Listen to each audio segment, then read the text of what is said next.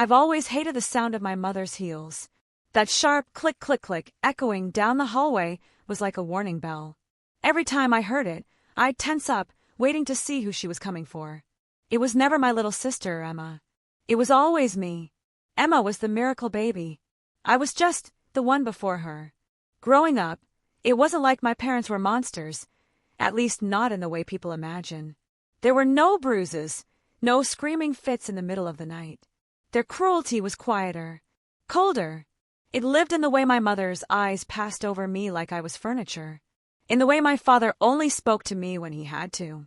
Every report card I brought home, every small achievement, it all faded the second Emma entered the room. "That's nice, Clara," my mother would say, already turning to fix Emma's hair. "But your sister just learned a new dance routine. Isn't that wonderful?" It didn't take long before I stopped trying. Birthdays were the worst. I'd sit at the table, a forced smile on my face, while everyone crowded around Emma's cake, her gifts, her laughter filling the air. My own birthday came and went like a formality. Sometimes they forgot entirely. One year, when I turned 13, they didn't even buy me a cake. My mom said she got busy with work. My dad handed me $20 and told me to get something nice. I spent it on a notebook. I needed somewhere to write the things I couldn't say out loud. By the time I was 15, I had learned to disappear.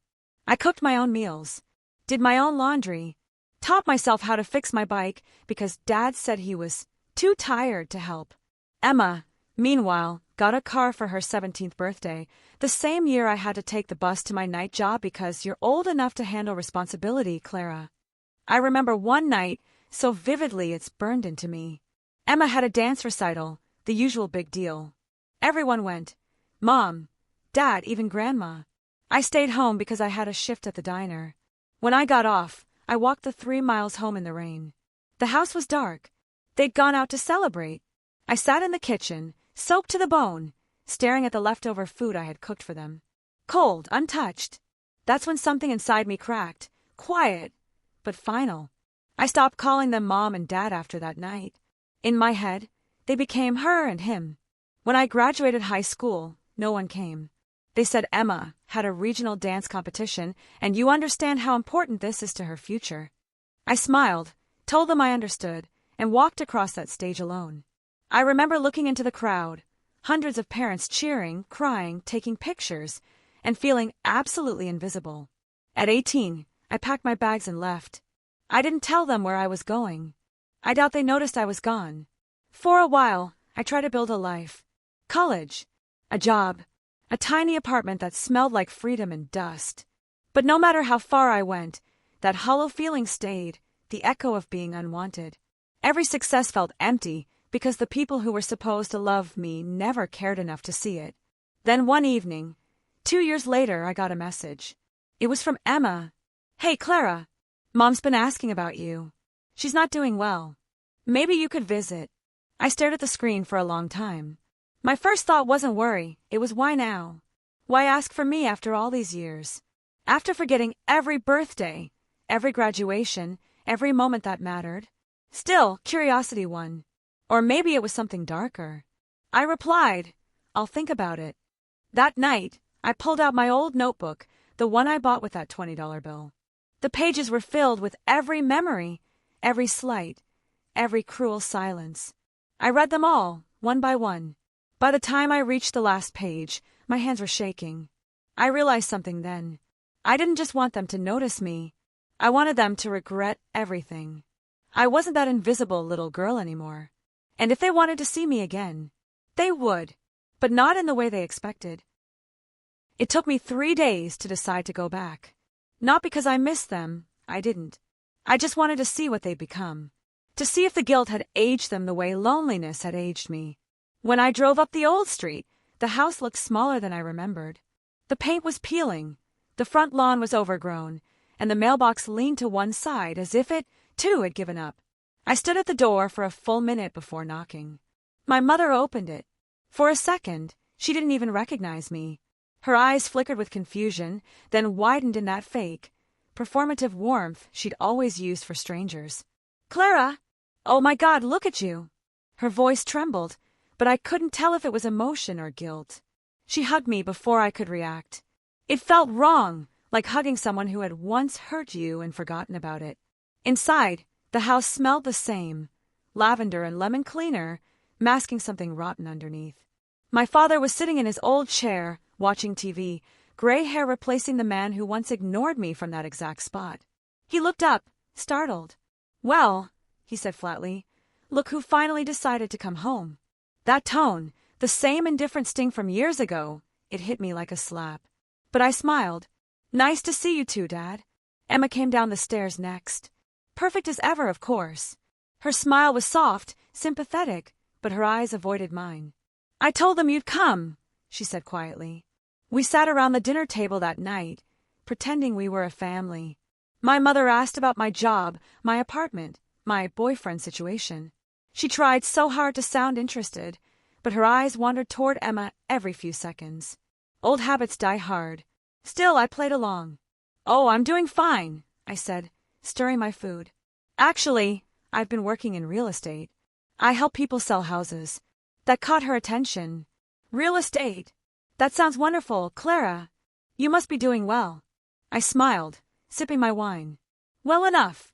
That night, I slept in my old room, or what was left of it. My childhood posters were gone. My books, my photos, everything that was me had been replaced by storage boxes labeled Emma's costumes. I laughed quietly in the dark. Even after all these years, I was still being erased. But it didn't bother me anymore. Not in the same way. Because this time, I had a reason to stay. Over the next few days, I observed them. My mother's health wasn't as bad as Emma had made it sound. She was just tired, lonely, and bitter. My father barely spoke. Emma still played the role of the perfect daughter, coming by every day to help out. They depended on her completely. I started offering to help too. Paying bills, sorting papers, handling mail. At first, they resisted, but when I told them I could simplify their finances, my father nearly threw the checkbook at me. "If you think you can fix this mess, go ahead," he said. So I did. Within 2 weeks, I had control of everything: the house deed, the bank accounts, the medical insurance. They didn't even read what they signed. They trusted me because they didn't believe I was capable of being dangerous. I was still, in their minds, that quiet, forgettable girl who would never fight back. How poetic! Sometimes I'd catch my mother watching me from across the room, confusion clouding her face. "You've really changed, Clara," she'd say softly. "I had to," I'd reply. The more I stayed, the more cracks I saw in their perfect little family image. Emma wasn't as flawless as they thought. Her career had stalled, she was in debt, and her perfect fiancé had left her months ago. She hid it from them, terrified of disappointing the people who had built her pedestal. I almost pitied her. Almost. Then one night, I overheard something. I was passing by my parents' room when I heard my mother's voice, thin, whispering, but sharp as glass. "She's only here because she wants attention. Don't give it to her. You know how dramatic Clara can be." My father grunted in agreement. "She'll leave again soon enough. She always does." That sentence broke something new in me, but this time it wasn't pain. It was clarity. They would never see me as anything but disposable. So I decided to show them what disposable really looked like. The next morning, I made breakfast. Pancakes, coffee, the whole spread. We sat together, just like old times. I smiled sweetly across the table. "I've been thinking," I said. "You've both done so much for Emma over the years. I'd like to do something for you. Something that'll really help." My mother's eyes lit up, greedy and naive. "Oh, Clara, that's lovely. What do you mean?" "I'm going to help you sell the house," I said, gently cutting my pancakes. "I have a buyer lined up already. You'll get enough to retire somewhere nice." She blinked. "Sell the house? But this is our home." "Exactly," I said, smiling wider. "And you've earned a fresh start." She looked uncertain, but my father shrugged. "If it helps with the bills, I say do it." And just like that, they agreed. They had no idea that the buyer was me, or rather, my company. Within a week, the sale would be finalized. Every document, every transfer, every signature, all led back to me. They'd wake up one morning and realize the home they loved, the only thing they had left, no longer belonged to them.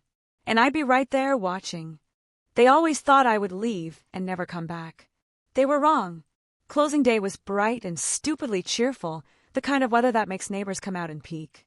My mother fussed with her hair in the hallway mirror like she'd been doing for a debutante ball instead of an eviction. My father sat in his chair, hands folded, pretending he understood what the papers meant. Emma paced, trying so hard to be composed that she looked like a puppet on strings. None of them looked at me the way a daughter should look at a mother. They looked at me like a stranger who had just ruined their brunch plans. I wore the same old jacket I'd worn on the first night I left, the one that carried the smell of nicotine and bus rides and cheap coffee. It felt like armor. I had a stack of folders in my hands, loan documents, account statements, copies of the signatures they'd lazily scrawled without reading, the legal transfer making the sale final, and folded neatly on top, the list I'd kept in my notebook. Every line, the birthday they'd forgotten, the misgraduation, the nights I ate alone. I brought the list with me because I wanted them to hear it read aloud. I wanted them to feel the weight of every small thing they'd shrugged away. They signed like they always had, without the labor of thought.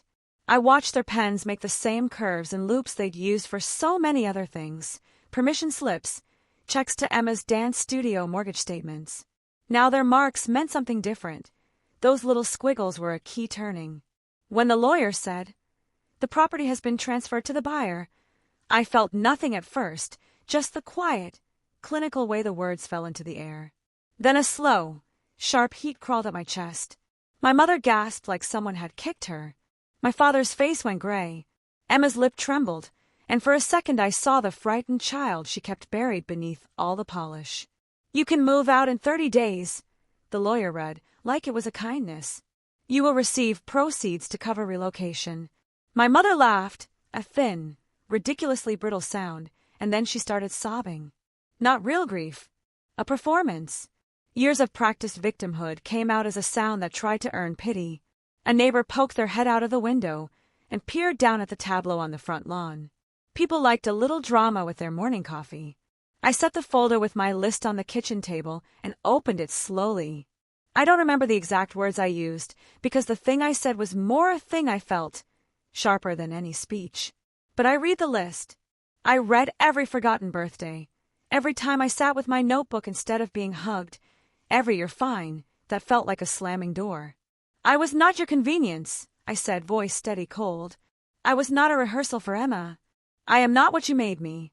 People don't always understand the power of plain confession, how plainness can be a blade. My mother's makeup ran. My father tried to interrupt, to bluster, to say I was being dramatic, but the neighbors' heads turned and the evidence sat on the table. The signed deeds, the bank statements, the emails where they'd neglected to respond. Their careful, private cruelty had had public consequences.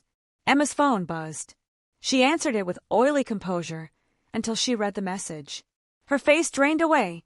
She put the phone down on the table and looked at me like she'd been exposed. The message was from a number she thought was private. It contained a record of payments she had hidden, a line item proving she'd been funneling money from a trusted source into debt relief for a person she told them was an ex, someone who wasn't an ex at all. She had lied to them for years, milking their affection. She'd stitched herself into the perfect daughter costume and left the seams to be mended by their compassion. They turned on her at once. "How could you?" my mother cried. "All those lies." Emma sputtered, but it was too late. The pedestal she'd been balanced on imploded into a shower of accusations. Neighbors chattered. One of Grandma's old friends, Mrs. Halloway, came across the lawn with a plate of sympathy cookies and a face full of scandalized curiosity. The money they'd assumed would cushion their fall was gone. I had transferred it through a series of legal, mundane accounts, ones they'd thumbed through like grocery lists and never bothered to question. The retirement fund was gone. The savings for emergencies account had been emptied. The house sale included clauses and timelines set up with a calm, professional hand. No trickery, just the cold practice of someone who knows how a system works and is not afraid to use it. In court, those documents would be ironclad, and repossession would be a process. I'd made sure of that. The worst part for them, the part that really seemed to twist the knife, was that I did it with the exact tools they'd given me: trust, signatures, their own indifference. Their complacency had built me a ladder. I climbed it and left them standing at the bottom. "You did this to us," my father said finally, voice thin as ice. No, I told him. You did this to me. They tried to plead. They tried to bargain. My mother offered apologies that tasted like old perfume, sweet and cloying and entirely designed to cover a blemish. Forgive me, Clara, she said, the words rolling out as if they were hoarded coins. We didn't know. You didn't want to know. I cut in. And that is worse. My satisfaction then was not the cinematic, triumphant thing people imagine when they hear the word revenge. It was smaller, harder, like cold metal pressed into the hand. I wanted them to feel the loneliness I trembled under as a child, to wake up with an empty place beside them and a house full of echoes. I wanted them to taste the indignity of being looked at by neighbors who had always liked a single narrative, the perfect family, and to see that narrative unravel. The 30 days were brutal for them. They argued loudly, packing boxes with an energy I'd never seen them waste on me. My mother tried to charm relatives into offering a couch. My father wrote furious letters he never mailed. Emma paced, calling people who didn't pick up. The house, once spruced for appearances, became a slow-motion collapse. When the moving day came, I hired a small team. Not hired to humiliate them, just hired, so I wouldn't have to watch the box counting myself. The movers were efficient and polite. They loaded photographs into crates, trophies into bins, and the remnants of a life built on performative love into plain cardboard. My mother clutched an album to her chest, as if that could anchor her. My father grumbled about practicality and the nuisance of being in the way. Neighbors watched from their porches. Some whispered. A teenage boy videoed the scene for later gossip. There is a particular kind of shame that is only complete when witnessed. Emma asked me once, with an almost thoughtful expression, why do this? Why so final? Her voice was small, like a child trying to guess how the tide will roll. Because you never asked me to stay, I said. You never asked me to be here. You made me leave pieces of myself in every corner of this house. I'm taking them back. Her face crumpled, not with repentance, but with the realization that the people she depended on had dependencies of their own. Lies, theft, fragile alliances that couldn't weather an honest storm. She looked at me and saw not a sister she could manipulate, but an avenger who had learned the grammar of quiet cruelty and spoken it fluently. The last thing I did before I walked away, my keys sliding into my pocket like a recurring heartbeat, was leave a letter on the kitchen table. It was not long. It said what all my notebooks had said, only briefer.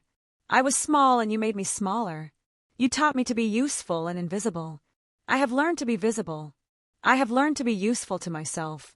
This is not mercy. This is not kindness. This is justice, and it is overdue. Then I turned my back. I expected to feel vindicated, and then undone, some great release. Instead, what I felt was a space that had always existed between my ribs, an absence that revenge could not fill. The house keys jingled in my pocket like a metronome of the life I'd choose to build now, one misstep at a time. I had taken everything they valued, the house, the money, the illusion. They would have to find a way to live with the new quiet. Months later I heard that my father filed a suit, angry, messy, predictable. My lawyer told me it would drag on. Emma called once to beg. My mother wrote letters that never reached me. None of it hurt the way a single untouched birthday had hurt. Pain, when you've been living with it for so long, becomes a tool. I used it to make an appointment with my own life. If you asked me if I regretted it, I would tell you this honestly, I don't. They taught me how to be invisible. I taught them how to be seen in the worst way. The satisfaction isn't sweet. It is quiet and precise. It's the knowledge that they will have to carry the memory of what they did, that the people who once admired them will ask questions, that the house will be empty of their illusions. When I lay awake at night now, sometimes I hear the echo of my mother's heels in my head. It no longer terrifies me. It is a metronome to measure time, to mark the distance between what I was and what I am. Sometimes I think about going back, not to reclaim anything, but to see them on the other side of what they made me. To see whether they, too, can rebuild from the small ruins they left behind. I don't know. Maybe someday I'll see them again and offer them the mercy they never offered me. Or maybe I'll stand at that house and watch it become something else, smiling quietly over a cup of coffee in my own kitchen, knowing that I finally belong to myself. For now, I am learning the unfamiliar shape of a person who will not be forgotten.